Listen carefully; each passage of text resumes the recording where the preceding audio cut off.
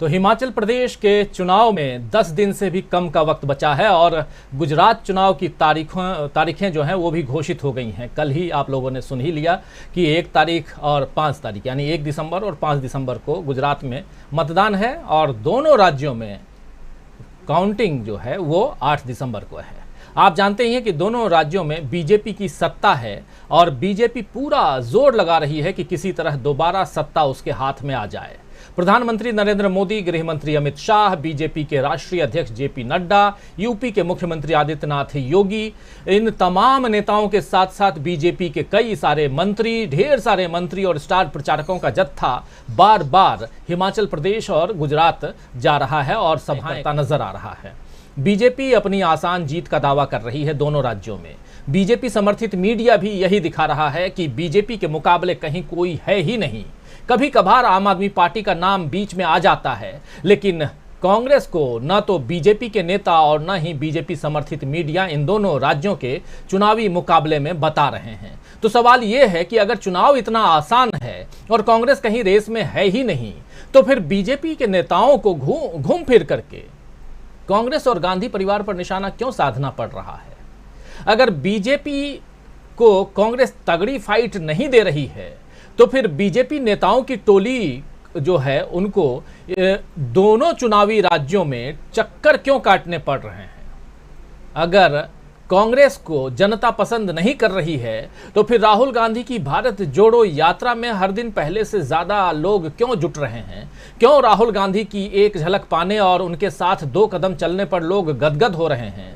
क्यों बड़े बड़े लोग अब राहुल गांधी का साथ देने के लिए आगे आ रहे हैं? इन सारे सवालों का एक आसान जवाब यह है दोस्तों कि बीजेपी अच्छे से कांग्रेस की ताकत को अब पहचान चुकी है और ये भी समझ चुकी है कि हिमाचल प्रदेश और गुजरात दोनों राज्यों में जो है वहां की जनता बीजेपी से नाराज है।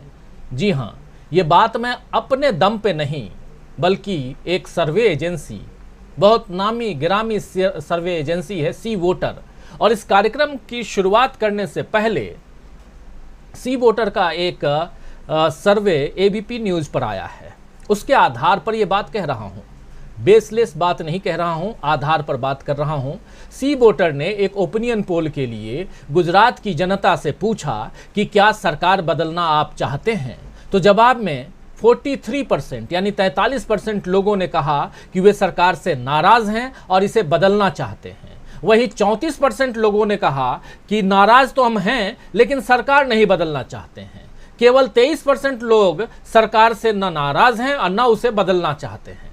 अब आप देखिए कि 43% और 34% यानी 77% लोग बीजेपी से नाराज हैं। सरकार बदलना नहीं बदलना सेकेंडरी है, प्राइमरी आप नाराज हैं कि नहीं है बीजेपी से। तो 43% लोग ऐसे हैं जो सरकार से नाराज हैं और सरकार बदलना चाहते हैं।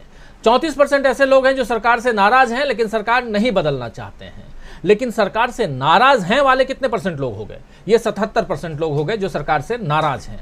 और ये समझना मुश्किल नहीं है कि जब जनता नाराज होती है तो उसका पहला कदम सत्ता परिवर्तन का होता है। जिस गुजरात को बीजेपी का गढ़ कहा जाता है, वहां अगर 77% यानी 77% जनता बीजेपी से नाराज है, तो हिमाचल प्रदेश में क्या हाल होगा ये भी समझा जा सकता है। वैसे भी हिमाचल प्रदेश में उपचुनाव में जनता ने अपनी नाराजगी का ट्रेलर दिखला दिया था। आपको याद होगा 4 सीटों पर उपचुनाव, 4 में से 1 लोकसभा और 3 विधानसभा की सीटें, और चारों की चारों सीटें कांग्रेस जीती थी, बीजेपी हार गई थी।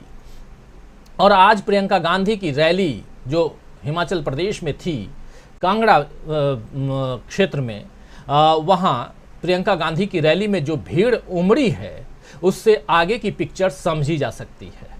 आइए जरा प्रियंका गांधी इस रैली में, ये जो आप देख रहे हैं पिक्चर, इस रैली में प्रियंका गांधी, आप सब अच्छी तरह से जान रहे हैं कि हिमाचल प्रदेश में आज की तारीख, आज 4 तारीख है और आज से ठीक 6वें दिन हिमाचल प्रदेश में, माफ करें 6वें नहीं 7वें दिन, क्योंकि 12 तारीख को वहाँ मतदान है, 8वें दिन कह सकते हैं, 8वें दिन वहाँ चुनाव है।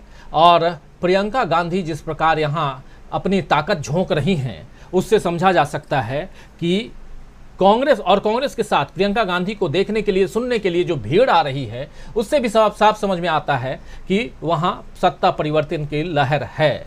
प्रियंका गांधी ने बहुत कुछ कहा इस रैली में, लेकिन उसकी एक बानगी, एक छोटी सी झलक आपको दिखलाना चाहूँगा और चर्चा को आगे बढ़ाएंगे। लेकिन पहले सुनते हैं प्रियंका गांधी क्या कुछ कह रही हैं। प्रियंका गांधी देखिए, मंदिर तो जा ही रही हैं, और ये तो नेता लोग करते ही हैं जब चुनाव का वक्त आता है।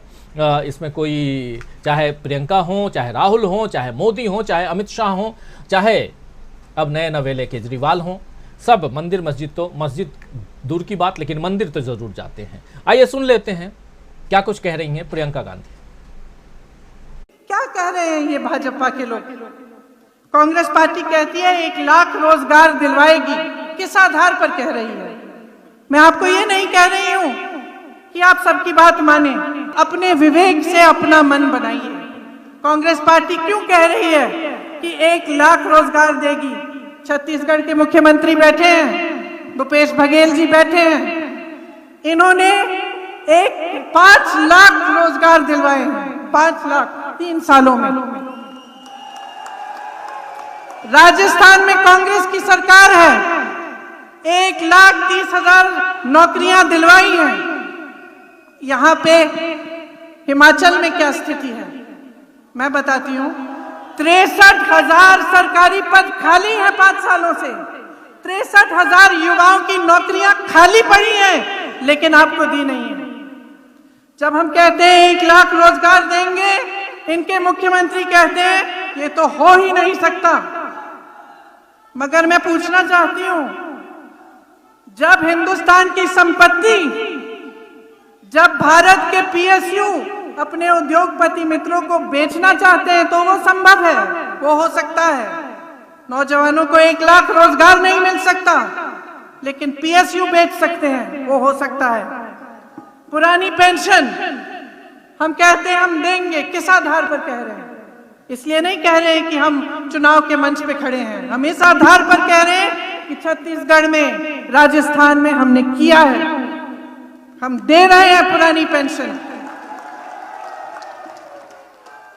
भाजपा वाले कहते हैं इसके लिए पैसे नहीं है।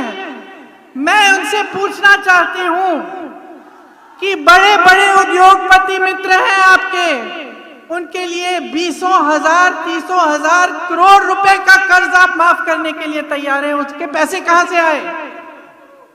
10 लाख करोड़ रुपए अपने बड़े बड़े उद्योगपति मित्रों के आपने कर्ज माफ कर दिए। उसके लिए आपके पास पैसे थे, लेकिन आपके पास उस कर्मचारी के लिए पेंशन के पैसे नहीं है। वो कर्मचारी जो जब नौकरी लेता है तो यही सोच के लेता है कि बुढ़ापे में मेरी कोई सुरक्षा होगी, बुढ़ापे में मेरा कोई साथ होगा, थोड़ा पेंशन मिलेगा। उसके लिए आपके पास पैसे नहीं है।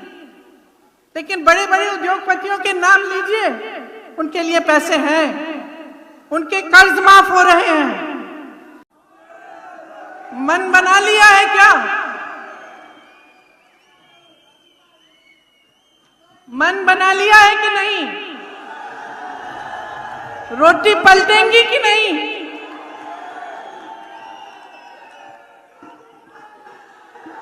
मुझे लगता है कि अब कांग्रेस आ रही है कि नहीं?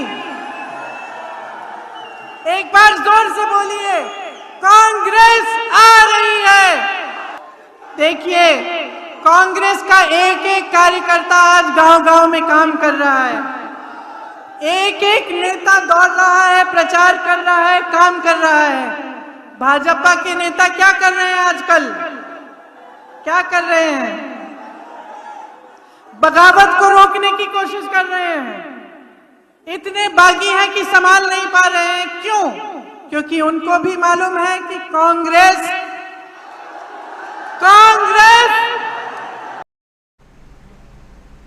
तो प्रियंका गांधी को आप सुन रहे थे, और क्यों ना जोश से वो भरी हुई दिखाई दें, क्योंकि आप देख ही रहे हैं इतनी भीड़ अगर उन्हें सुनने के लिए आए तो जोश नेता में खुद ही खुद ब खुद आ जाता है, बढ़ जाता है और वही यहाँ दिखाई दे रहा है।